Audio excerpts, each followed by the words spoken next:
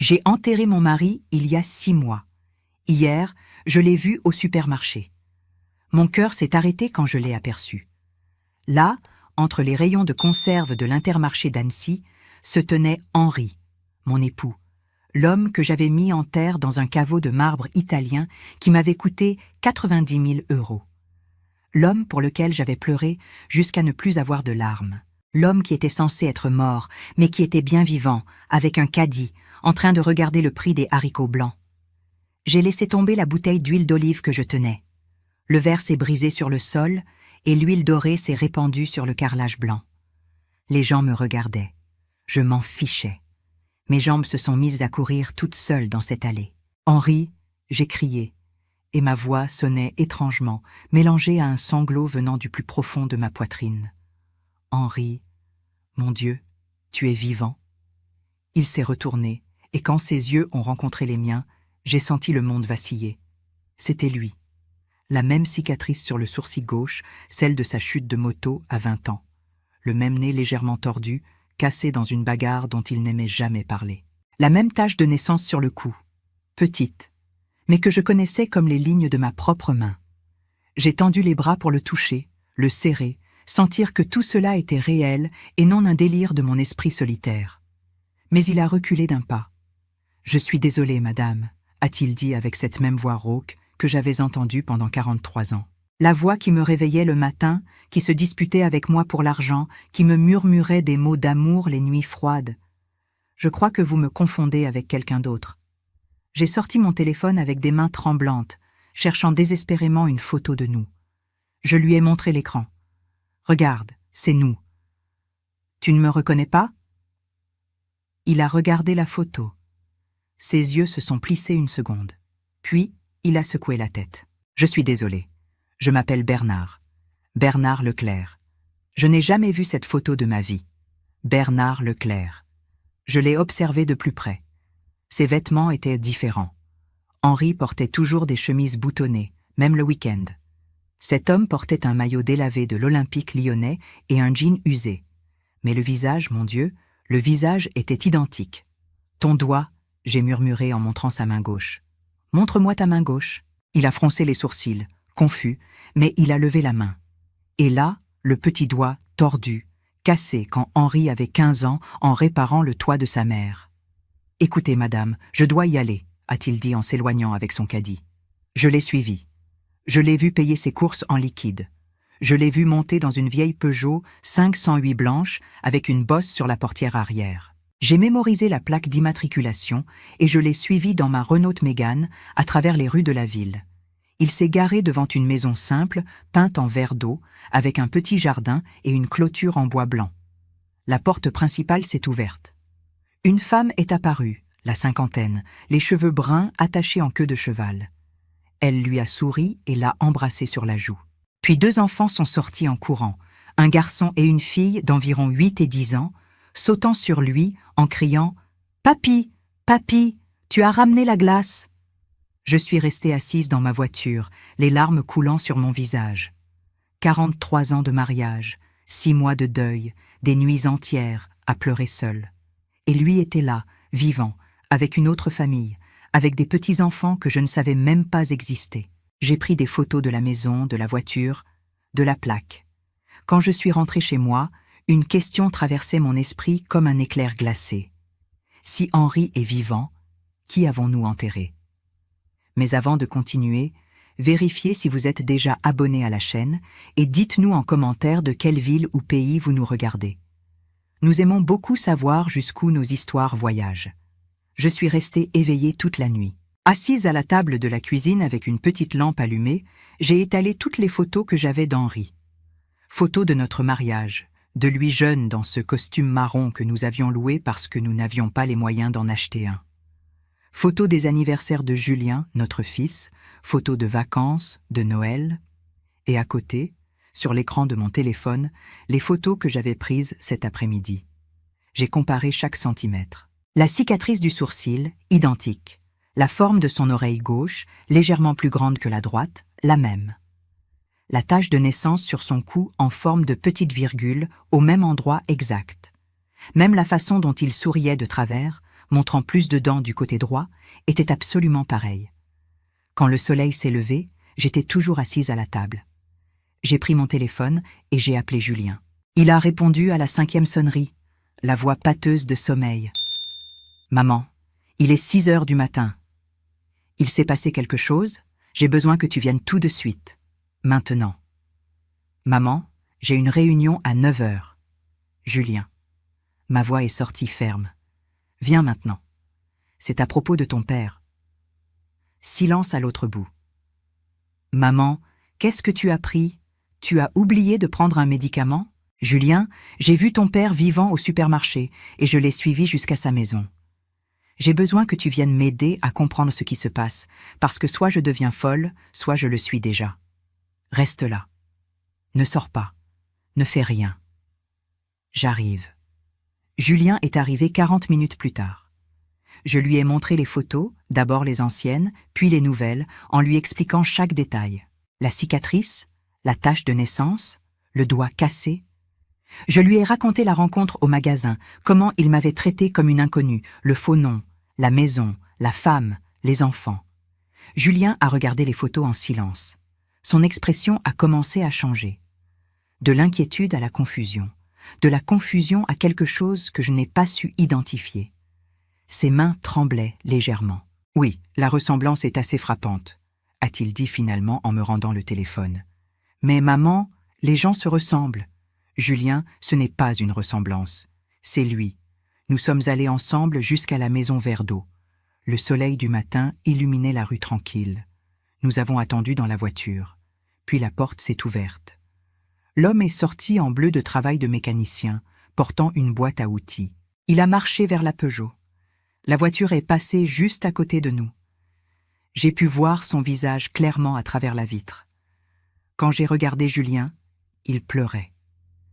Des larmes silencieuses coulaient sur son visage. Julien, mon estomac s'est glacé. Julien, qu'est-ce que tu ne me dis pas? Il a appuyé son front sur le volant. Maman. Sa voix était brisée. Maman, je suis tellement désolée. Parle, j'ai ordonné. Papa n'est pas mort dans cet accident. Il avait cette autre famille depuis 25 ans. Cette femme, Sylvie, ses enfants qui ont maintenant des enfants à eux. Il a vécu une double vie entre vous deux pendant 25 ans. Je l'ai découvert il y a 3 ans. Il m'a supplié de garder le secret. Il y a 6 mois, il a simulé sa mort pour partir avec elle sans te donner la moitié du patrimoine. Nous avons payé un sans-abri en phase terminale pour mourir à sa place. Et moi, j'ai hérité des magasins. Papa est parti avec 1 800 000 €. Et toi, tu as reçu 1 000 € par mois. Je suis rentrée chez moi dévastée. Mais quelque chose avait changé en moi. La douleur se transformait en détermination. Pendant les 3 jours suivants, je n'ai répondu à aucun des appels de Julien. Il a appelé 47 fois, envoyé 63 messages. Il s'est présenté à ma porte 2 fois.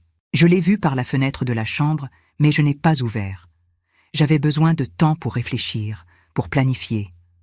Le 4e jour, je me suis réveillée différente. Je me suis douchée, habillée, j'ai mis du rouge à lèvres pour la première fois depuis des mois. J'ai conduit jusqu'au centre-ville. J'avais cherché sur Internet et trouvé ce que je cherchais. Investigation Morel. Le bureau était dans un vieil immeuble, 3e étage. Le détective Philippe Morel était un homme d'une 60aine d'années, chauve, avec une chemise froissée et les manches retroussées. « Je peux vous aider? J'ai besoin de vos services. Une enquête sur une personne. » J'ai sorti mon téléphone et lui ai montré la photo de Bernard. J'ai besoin de tout savoir sur cet homme. Où il vit, où il travaille, combien d'argent il a, tout. Mari infidèle? Ex-mari? Qui est censé être mort? Cela a capté son attention. Je lui ai tout raconté. L'accident, l'enterrement, la rencontre au magasin, l'autre famille. Je n'ai pas mentionné Julien. Pas encore. Et vous voulez des preuves? Je veux tout. Documents, photos, enregistrements si possible. Cela va vous coûter cher. Pour un travail de ce niveau, 10 000 €. La moitié maintenant, la moitié quand je livre le rapport complet. J'ai ouvert mon sac, sorti mon chéquier, rempli un chèque de 5 000 € et le lui ai tendu. Je veux des résultats dans 1 semaine. Une semaine plus tard, Philippe m'a appelé. J'ai le rapport. Vous pouvez venir le chercher. J'étais dans son bureau en 20 minutes. Il m'a tendu un dossier marron épais rempli de documents. Asseyez-vous. Vous allez avoir besoin d'être assise pour ça. J'ai ouvert le dossier. La première page était une copie du certificat de naissance de Bernard Leclerc. Date d'émission, il y a 7 ans. Enregistré dans une petite mairie du Jura. C'est un faux, a expliqué Philippe. Un bon, mais faux. Le certificat original de ce nom appartient à un bébé mort dans les années 50. Votre mari a acheté cette identité. J'ai tourné la page. Photo d'Henri entrant et sortant d'un petit atelier de serrurerie. Il travaille là. Gagne environ 3 000 € par mois. Vie simple, modeste. Et l'argent? Le 1 800 000 qu'il avait? Philippe a passé à une autre section du dossier. Extrait bancaire. Il y a 7 ans, un certain Bernard Leclerc a ouvert des comptes dans 3 banques différentes avec des dépôts initiaux totalisant 1 600 000 €. Il y a plus. J'ai obtenu accès à ces relevés téléphoniques des 6 derniers mois. Multiples appels au même numéro, environ 200 au total. C'est celui de votre fils, Julien Fontaine. Là, c'était en noir et blanc, la preuve de la double trahison. Je suis sortie du bureau et j'ai pris rendez-vous avec une avocate, maître Isabelle Durand. Elle m'a écouté attentivement, a examiné les documents. Madame Fontaine, c'est une bombe. Nous parlons de multiples délits. Fraude d'identité, escroquerie, recel de cadavres, faux et usage de faux, bigamie. Votre mari et votre fils pourraient faire face à entre 3 et 8 ans de prison chacun. J'ai senti une froide satisfaction dans ma poitrine. Bien. Qu'est-ce qu'on fait maintenant? On va avoir besoin d'un aveu enregistré de votre fils. Vous allez l'inviter à déjeuner et obtenir sa confession. Pendant ce temps, la police exécutera le mandat de perquisition que j'ai demandé au juge pour récupérer tous les documents falsifiés. Le restaurant Le Belvédère était au dernier étage d'un hôtel du centre-ville avec une vue panoramique sur le lac d'Annecy. Je suis arrivée 10 minutes en avance, avec une robe beige discrète et le collier de perles qu'Henri m'avait offert pour nos 30 ans de mariage. Ironique de porter ce collier précisément aujourd'hui. L'enregistreur numérique était dans mon sac, déjà allumé. Isabelle m'avait instruite de laisser le sac ouvert sur la table, le plus près possible de Julien. Julien est arrivé 5 minutes plus tard. Il avait l'air épuisé, des cernes profondes, pas rasées, sa chemise froissée. Il m'a vu et a presque couru vers la table. « Maman !» Sa voix était chargée d'émotion. Il a essayé de me serrer dans ses bras. Je l'ai permis, mais sans chaleur. Nous nous sommes assis. Le serveur a apporté la carte. J'ai commandé un saumon grillé que je n'avais pas l'intention de manger. « Maman, je ne sais même pas par où commencer. »« Alors ne le fais pas, » j'ai dit en prenant une gorgée d'eau. « Laisse-moi parler d'abord. J'ai passé les derniers jours à beaucoup réfléchir à tout ce que tu m'as raconté, sur ton père, sur les décisions que vous avez prises tous les deux. Et je comprends que tu étais dans une position impossible. J'ai vu la surprise dans ses yeux. « Maman, laisse-moi finir. Ton père est un manipulateur. Il t'a mis dans une situation où tu devais choisir entre lui et moi, entre protéger le patrimoine familial ou me dire la vérité. Tu étais le fils. Ce n'était pas ta responsabilité de réparer le désastre qu'il avait fait. » Julien a commencé à pleurer. De grosses larmes coulaient sur son visage. « Je voulais te le dire, maman, chaque jour, mais j'avais peur. Peur de te perdre, peur de tout détruire. Je sais. Je me suis approchée, j'ai pris sa main sur la table, mais maintenant j'ai besoin de comprendre certaines choses.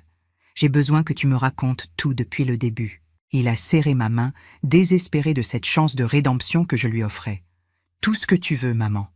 Demande ce que tu veux. » Alors il m'a tout raconté.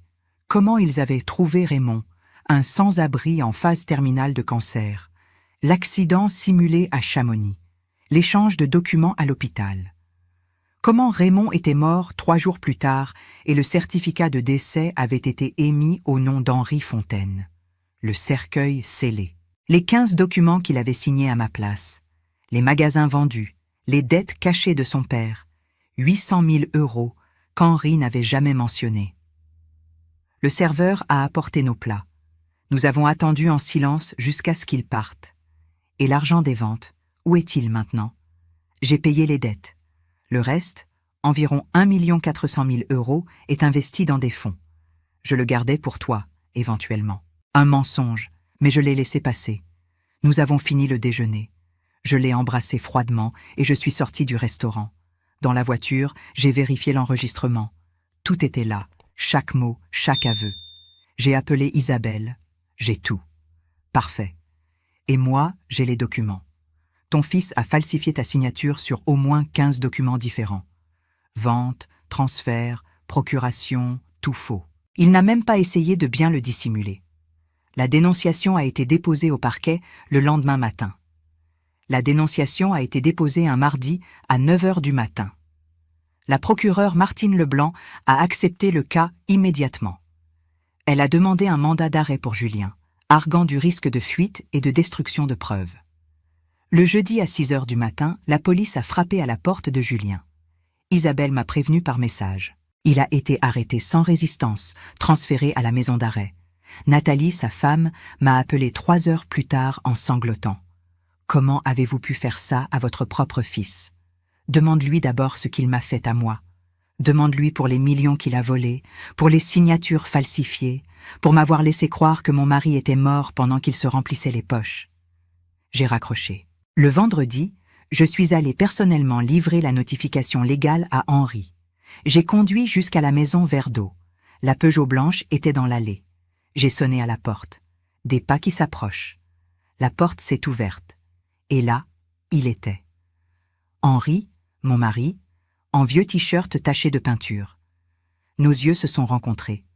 J'ai vu la reconnaissance immédiate, le choc, la peur. « Madeleine », a-t-il murmuré.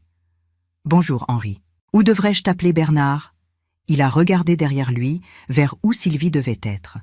Puis, ses yeux sont revenus vers moi, désespérés. « Qu'est-ce que tu fais ici ? Je suis venu livrer un peu de courrier. » Notification légale. Tu dois signer l'accusé de réception.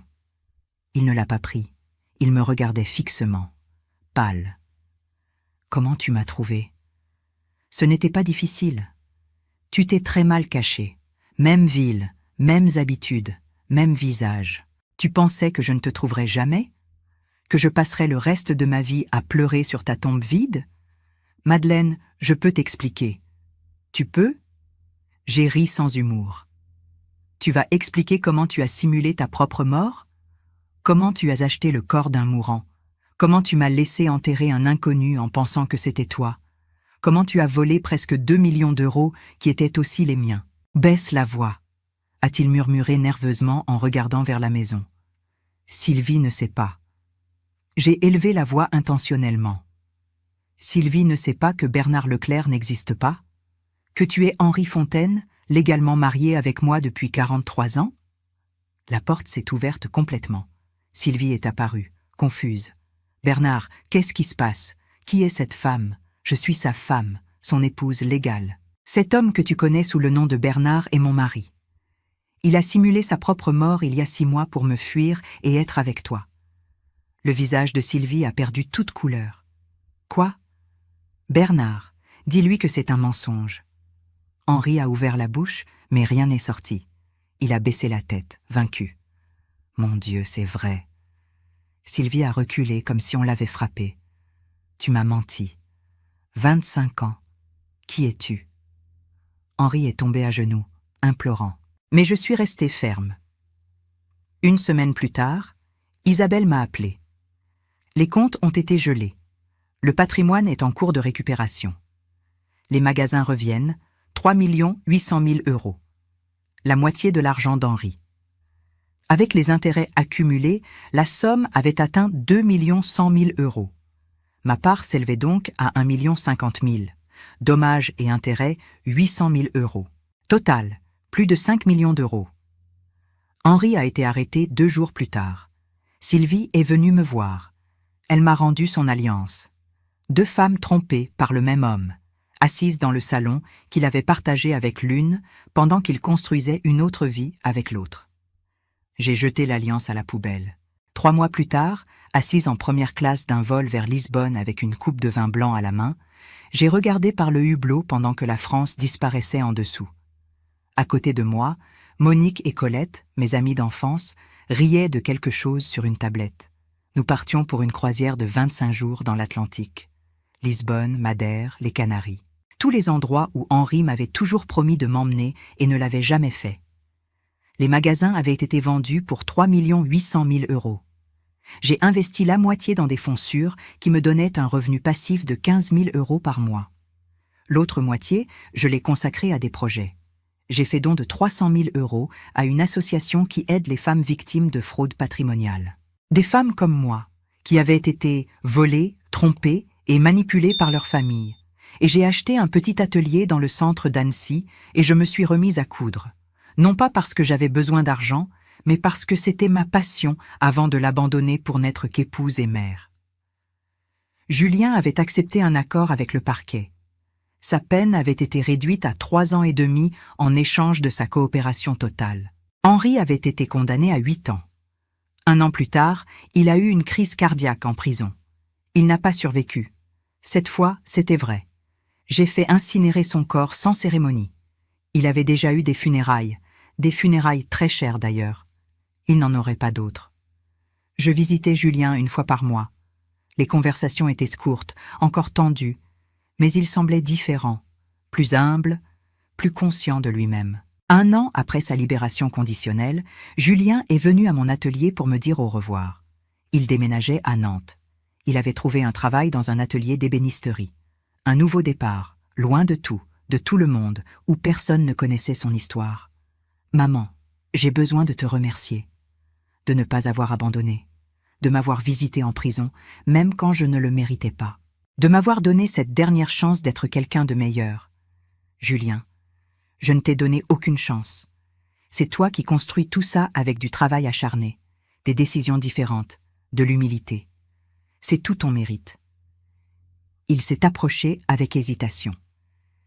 J'ai ouvert les bras et pour la première fois depuis plus d'1 an, j'ai serré mon fils dans mes bras pour de vrai.